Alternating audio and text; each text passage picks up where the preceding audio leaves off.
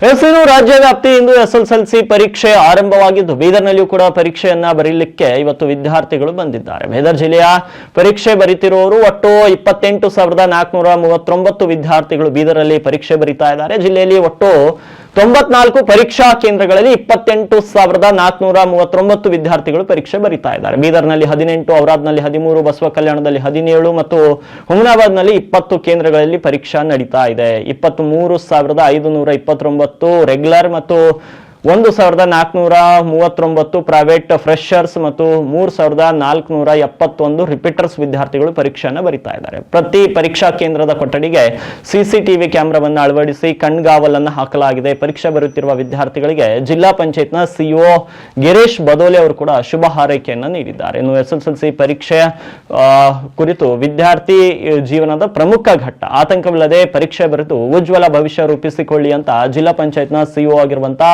ಗಿರೀಶ್ ಬದೋಲೆ ಅವರು ಶುಭ ಹಾರೈಸಿದ್ದಾರೆ ಮಕ್ಕಳಿಗೆ.